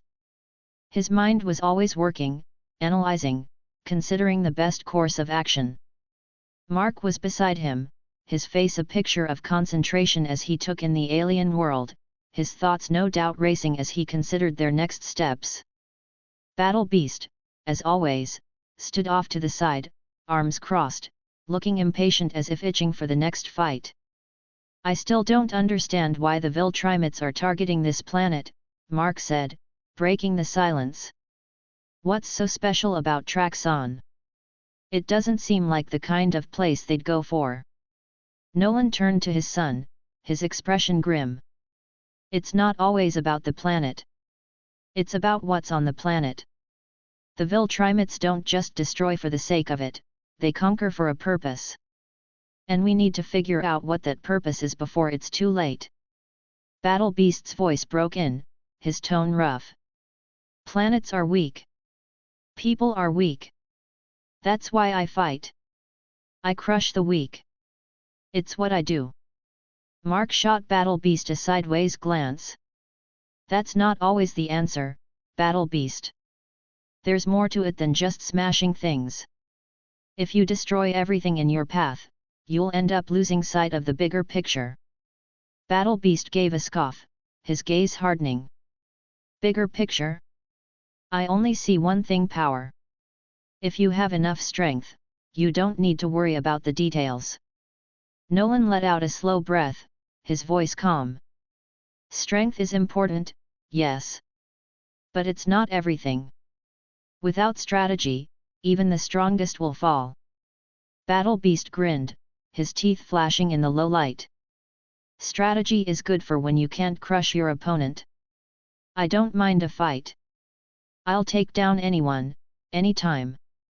Mark frowned, not fully agreeing with Battle Beast's mindset but knowing that strength and strategy would both be necessary to face what was coming. The Viltrumites weren't to be underestimated, but neither could they be faced with sheer power alone. Maybe we should talk to the leaders of Traxon, Mark suggested. They've been tracking the Viltrumites. They might have some insight into what's going on. Nolan nodded. It's a good idea. The more information we gather, the better. We can't just charge in without knowing what we're up against. It's not just about fighting, it's about understanding the enemy. Mark glanced at Battle Beast, who still looked like he was ready to leap into battle at a moment's notice. You don't mind waiting a little longer, right? Battle Beast chuckled. I don't wait. I fight. But if it helps to know what I'm fighting, fine. Let's talk. The trio began walking back toward the small encampment where the Traxon leaders were waiting. As they walked, the conversation shifted again, this time to more personal matters. So, Mark, Nolan began, looking at his son, how are you handling all of this? It's a lot to take in. Mark rubbed the back of his neck, feeling the weight of his father's question. It's overwhelming, to be honest. I've fought a lot of battles, but this is different. This is bigger than just me. And I'm still trying to figure out where I fit into all of it. Nolan's expression softened, his usual stoic demeanor giving way to something more fatherly. You're still learning. That's okay. Nobody expects you to have all the answers right away. Mark let out a short laugh. I wish I could say I'm not trying to figure everything out, but it's like I'm constantly being pushed to be more, do more. And sometimes, I don't know if I'm ready for that. Battle Beast, who had been walking ahead of them, suddenly stopped and turned around, his voice unexpectedly serious. You'll never be ready for something like this. No one is. You just fight. You deal with what's in front of you. And if you fall, you get back up. That's how it works. Mark looked at Battle Beast, the words striking a chord in him. That's one way to look at it. But I want to be more than just someone who fights. I want to protect people. I want to make sure I'm not just hurting the innocent along the way. Nolan spoke up, his voice quiet but firm. You will, Mark. As long as you remember what you're fighting for, you'll always find your way. They reached the Traxon encampment, where several leaders stood waiting, their insectoid features illuminated by the glow of their campfires. The leaders were humanoid but had sharp, angular faces with large, multifaceted eyes that gave them an almost insect-like appearance. One of the leaders stepped forward, bowing slightly as he addressed them in a series of clicks and hisses. Mark turned to Nolan, a little unsure of how to respond. Can you understand them? Mark asked. Nolan nodded. I've been to a few different planets in my time.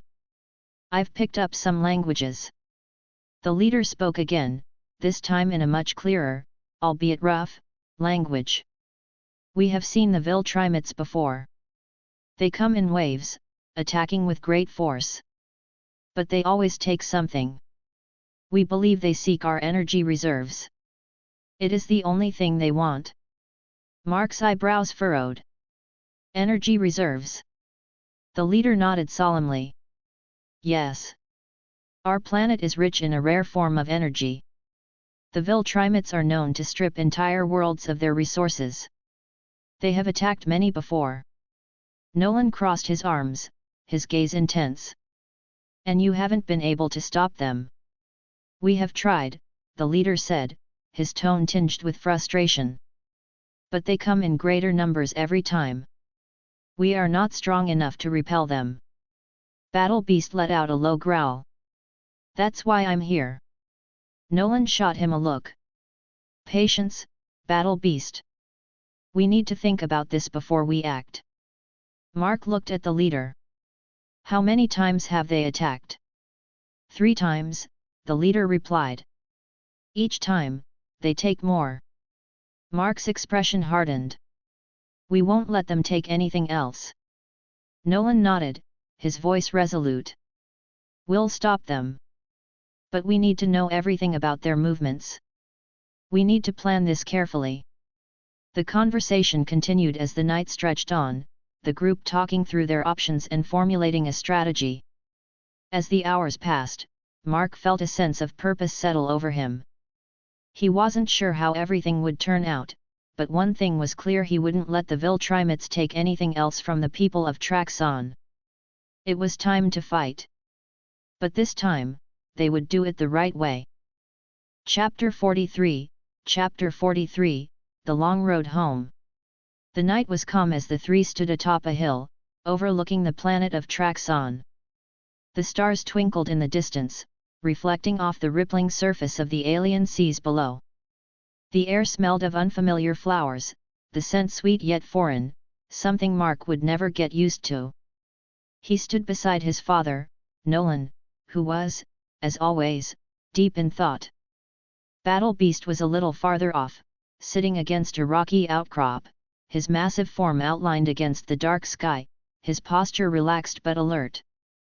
Mark took a deep breath, trying to process everything. The situation had escalated quickly, and he knew they had no time to waste. The Viltrumites were ruthless, and though Traxon was far from Earth, its fate was tied to the same forces threatening his home. Dad, Mark began, his voice thoughtful. What do you think is really going on with the Viltrumites? They said they were after energy reserves, but it seems like there's more to it than that. Nolan's eyes flickered over to him, his gaze calculating.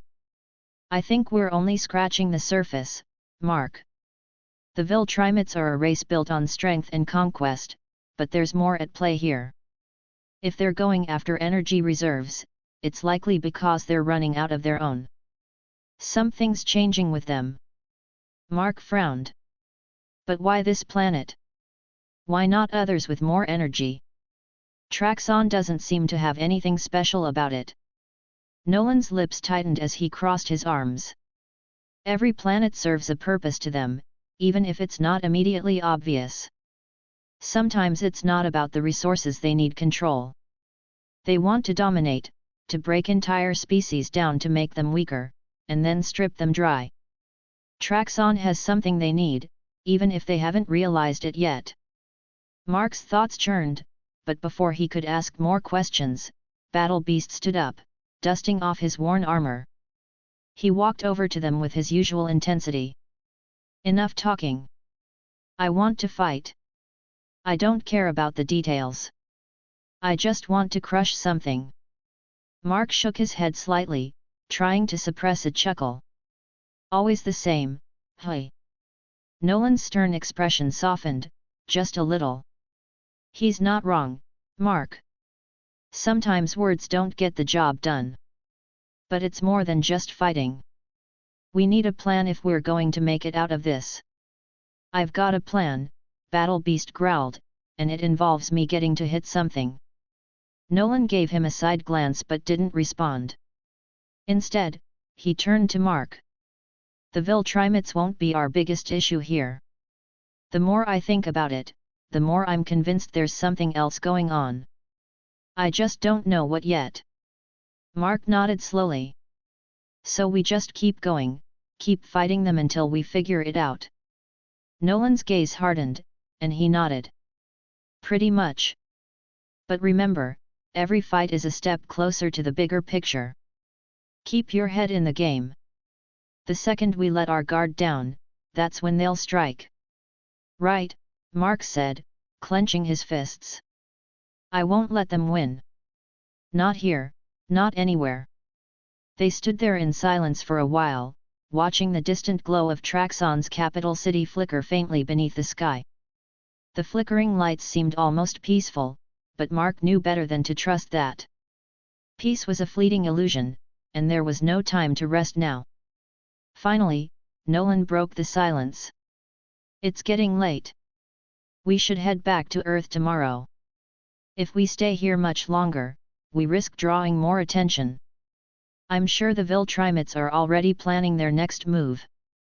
Mark looked at his father, concern flashing in his eyes. "Do you think we'll have time to get back before they attack again? What if we don't get everything we need from Traxon?" "We've done what we can here," Nolan replied. "The Traxon leaders know what they need to do, and we've given them enough to hold off any more immediate attacks. We can't stay here forever. Earth needs us, and so do the other worlds out there. If the Viltrumites get their hands on too many planets, there'll be no fighting back. We need to prepare for what's coming next." Mark sighed, frustrated but understanding. He didn't want to leave without doing more for Traxon, but his father was right. Earth was home, and that was where they needed to be. "Yeah, you're right," Mark said after a moment, his voice softer. "Let's go back." Nolan nodded, giving his son a quick pat on the shoulder. "Good. Let's finish this and get back before things get worse." As they made their way back to their temporary quarters, Battle Beast lagged behind, but his words echoed across the empty night air. "I hope there's more to fight when we get back. I don't want to waste time with weak opponents." Mark rolled his eyes. "You're always so optimistic." Nolan chuckled quietly to himself. "Well, at least he's consistent." Later that evening, after a quiet dinner with the Traxon leaders, Nolan gathered his team. It was time to leave. "All right, we're heading back to Earth," Nolan said, standing at the entrance to their ship. "No more distractions. We've got bigger things to prepare for." Mark, standing beside him, was silent for a moment. "You think the Viltrumites will follow us to Earth?" "They'll try," Nolan replied, his voice steady. "But we'll be ready. They're a threat, but we've faced worse. Let's get back and regroup." As the group made their way back to Earth, Mark could only think about what awaited them back home. The fight wasn't over, not by a long shot. But they were stronger now, more prepared, and they had each other. That meant something. The journey to Earth was long, and the space between planets always gave Mark time to think. He couldn't help but wonder how much more of this he could handle. There were moments of doubt, but when he looked at his family, his father, Battle Beast, and all his brothers, he realized one thing: they were in this together. And that was enough to push forward, no matter the odds. They were heading home. But the war was just beginning. Chapter 44, The Calm Before the Storm. The journey back to Earth was long and silent, the hum of the ship's engines the only noise as they soared through the vastness of space. Mark sat quietly by the window, staring out at the stars as they blurred past. His thoughts were a jumbled mess: Traxon, the Viltrumites, his family, Earth. So much had happened, and yet there was a gnawing feeling inside him that told him the worst was yet to come. Nolan, sitting across from him, was lost in his own thoughts, his arms crossed over his chest as he stared straight ahead. The silence between them was comfortable, but the weight of everything they had faced and would continue to face hung heavily in the air. "Dad," Mark began, his voice breaking the stillness. "Do you ever think about what comes after all of this? Like, when the Viltrumites are gone, or when Earth is safe?" Nolan didn't immediately respond, his eyes narrowing slightly as he considered his son's words. "I don't think about that," he finally said. "There's no time for thinking about the end. We deal with what's in front of us, and once it's done, we move on. If we sit around thinking about what happens afterward, we'll get complacent. And that's when the real danger comes." Mark nodded slowly, taking in his father's words. He understood the logic, but it didn't ease the feeling of uncertainty gnawing at him. "I guess that makes sense," Mark muttered, still staring out the window. "But I can't help but think about what Earth will look like after this fight. It feels like everything is on the line. And sometimes I wonder if we're enough." Nolan turned his gaze to his son, his eyes softening just a bit. "Mark, we've fought harder battles before. We're more than enough. I know it doesn't feel that way now, but trust me, when the time comes, we'll stand tall." "I don't know if it's enough just to fight," Mark continued. "I mean, we're facing a whole race of people who want to conquer everything. It's not just about being strong, right? It's about protecting everything we care about." "That's why we fight, son," Nolan replied. "We don't fight because we want power or glory. We fight to protect what's ours. And that's the difference. That's what sets us apart from them." Mark turned his head, looking at his father. "I'm just tired of the fighting. But I know I can't stop. I don't think I could ever stop." Nolan nodded in understanding. "We do what we must. We don't get to choose the battles that come our way, but we do get to choose how we fight them. And you, Mark, you're strong.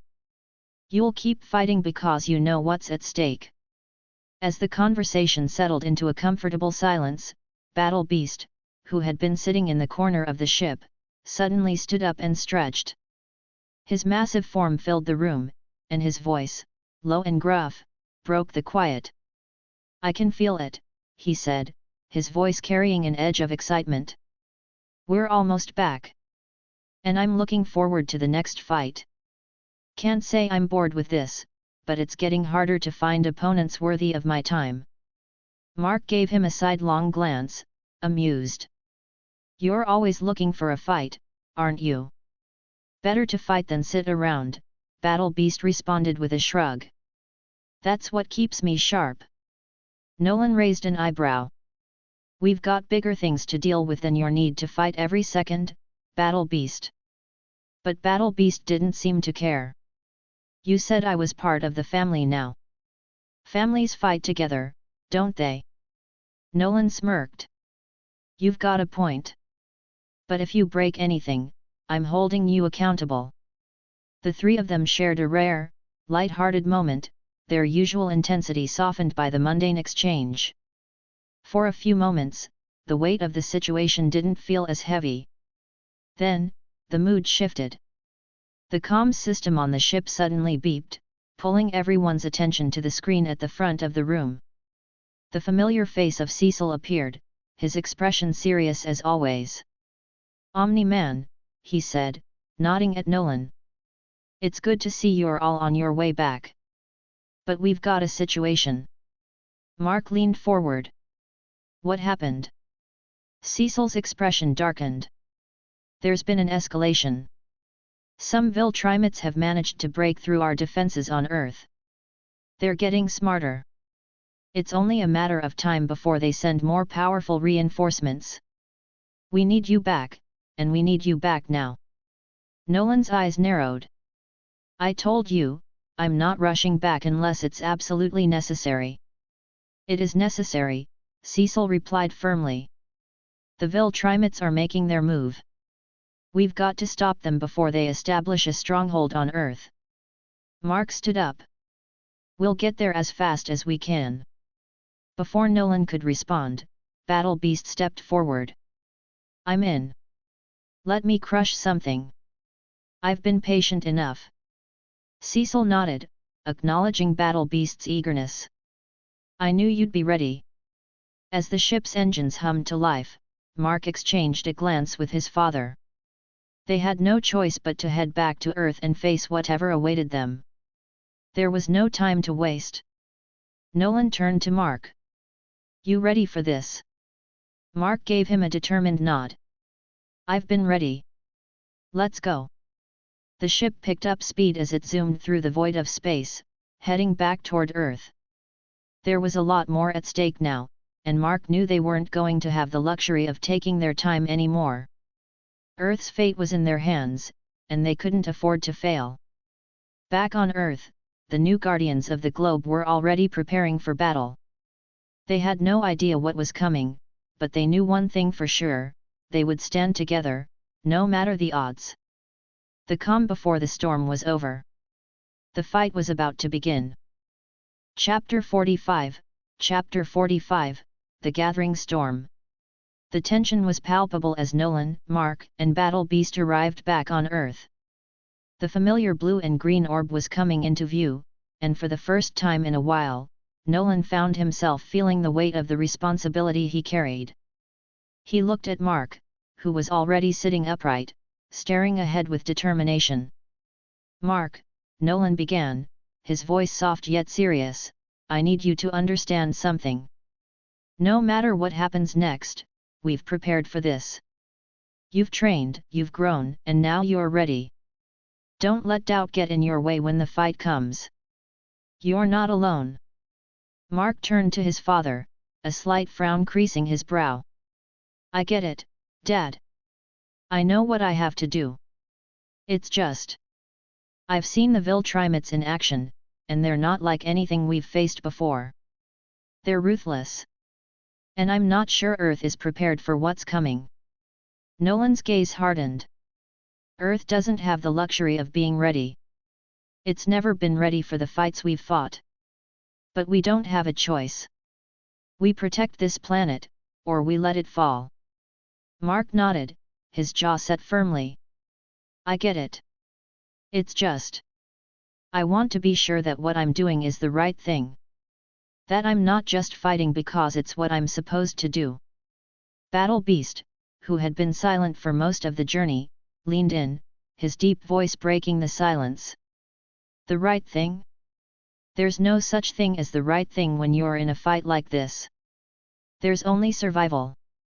You fight to survive, and you fight to protect those who can't defend themselves. And you do whatever it takes to win."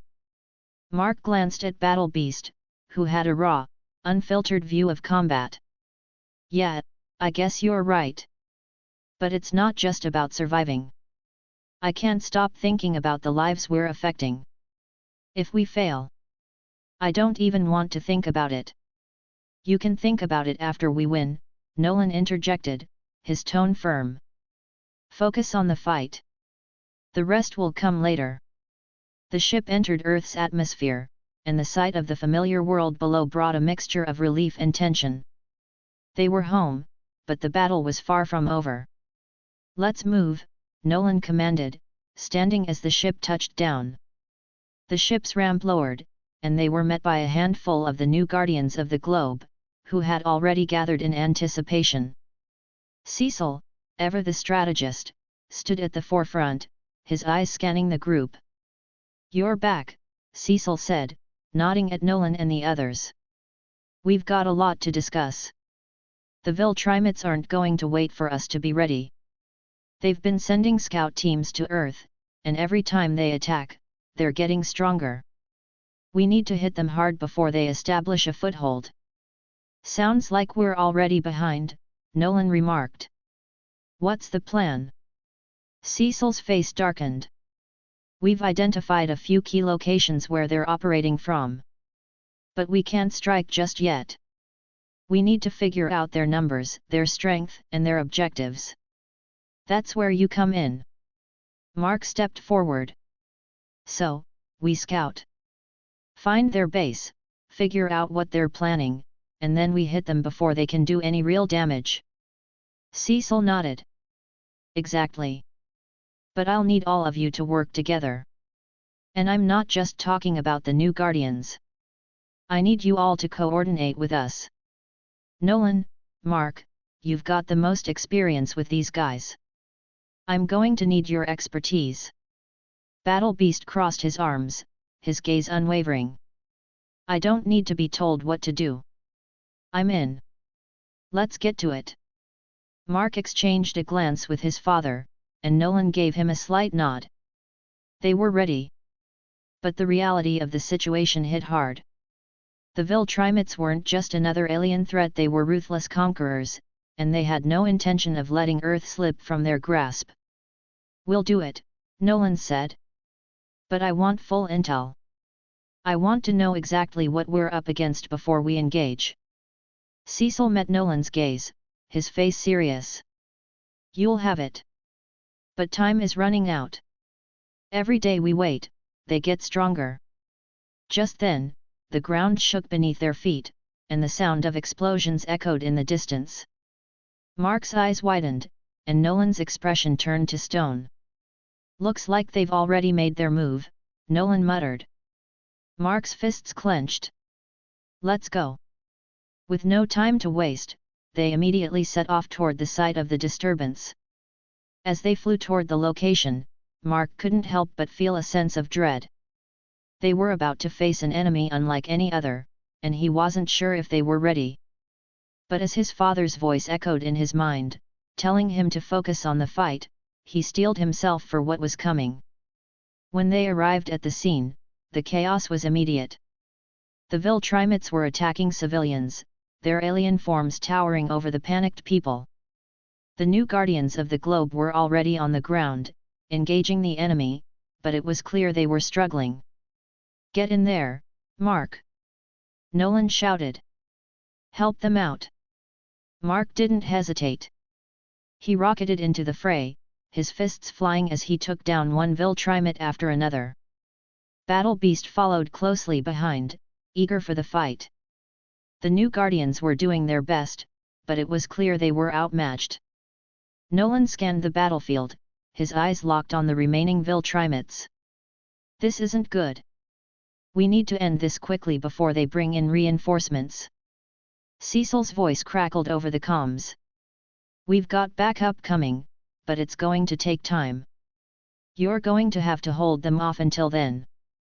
Mark's voice was gruff as he took down another Viltrumite. Don't worry. We've got this.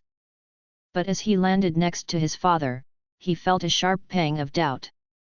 The Viltrumites weren't just a threat, they were a full-scale invasion waiting to happen. And with every moment they hesitated, they risked losing everything. Back at the Grayson household, the rest of the family was watching from the monitors. Jebby stood by the window, her expression worried as she watched the chaos unfold. We need to do something, she said, her voice tight with concern. I can't just sit here while they fight. Naruto and Sasuke exchanged a glance. We can't sit here either, Naruto said, his fists clenched. Let's help them. It's too dangerous, Sasuke replied, his voice calm but firm. We'll just get in the way. But Mark's words from earlier echoed in his mind, we fight to protect those who can't defend themselves. Maybe we can't fight right now, Naruto said. But we can do something. We can help them however we can. Jebby sighed, a small smile tugging at her lips. You're right. But we have to stay smart. No reckless moves. The family watched, waiting, as the battle raged on. The storm was far from over. Chapter 46, Chapter 46, Late Night Talks and Heavy Truths. The house was quiet. Dinner had long been over, the dishes cleaned by a very eager Naruto, who nearly broke 3 plates, and most of the house had finally begun to wind down. But a few lights were still on in the extended Grayson mansion, and in one of the living rooms, a soft hum of voices carried through the walls. Nolan sat on the couch, feet up, arms crossed, eyes watching the flickering fire from the built-in fireplace. Across from him sat Battle Beast, chewing slowly on what looked like the bone of some giant creature he'd hunted earlier. Nobody asked too many questions. I still don't understand how you sit still for so long, Battle Beast rumbled. This, resting. It dulls the edge. Nolan chuckled. That's what family does. You learn to slow down, just a bit. Especially when you have a dozen sons under one roof.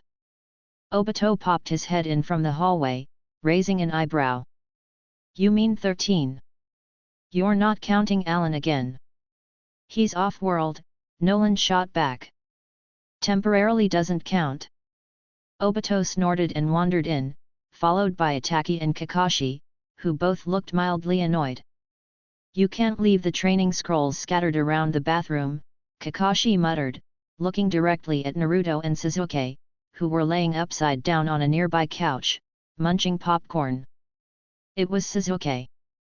Naruto blurted. Liar. Sasuke didn't even look up from his manga. Minato walked in next, holding 2 mugs of tea and handing one to Nolan. Your sons are loud. You were a loud one too, sensei, Obito teased, earning a raised eyebrow from Minato. Battle Beast looked around, bemused. How does anyone get any stronger in this house? You're all constantly talking. That's called bonding, Jebi said from the door as she stepped in with a tray of cookies. Eat. All of you. I made too many again. Kakashi, Itachi and Obito immediately dove in, while Naruto shouted, Bagsies! And tackled Mark, who just entered from the hallway. Hey! I literally just got back from cleaning up the zoo incident. You're not exempt from cookie taxes, Obito smirked. Mark took a deep breath and flopped into a chair. Okay. I gotta say this. I never thought my life would turn into this. Everyone quieted for a moment. You mean, a Viltrumite half-blood who has an alien warbeast as a brother, 7 superpowered ninja siblings, and a dad who adopted most of them after nearly conquering the planet? Itachi asked dryly. Mark blinked. Yeah. That. Life's weird, Sasuke said with a shrug. You don't say, Mark muttered. Nolan finally stood and addressed the room. We need to talk. Everyone quieted again. That tone serious, leader-like, dad mode Nolan. I've been thinking. We've all been training. Watching, waiting. We've faced Viltrumite scouts, and it's only going to escalate from here. Then what's the move? Kakashi asked. I want to take the fight off-world, Nolan said. But we need time. Time for Mark to grow, for the rest of you to master your abilities. He looked to the older versions of Naruto and Sasuke. And for us to build alliances. Obito leaned forward. Like the coalition. Exactly, Nolan nodded. But it's risky. We're targets. Jebi placed a hand on his shoulder. So we take the time we have and make it count. You think Earth can take the hit when the next wave comes? Battle Beast asked. No, Nolan replied bluntly. But that's why we can't let them come here. Everyone fell quiet again. Mark broke the silence. I've been thinking about that Viltrumite, the one who beat me. She said if I didn't fall in line, Earth would pay the price. You don't believe that, do you? Naruto asked, sitting upright now. Mark hesitated. I'm scared she might be right. And that I'm not enough. Nolan walked over and put a hand on his shoulder. You're not. Not alone. But you have us.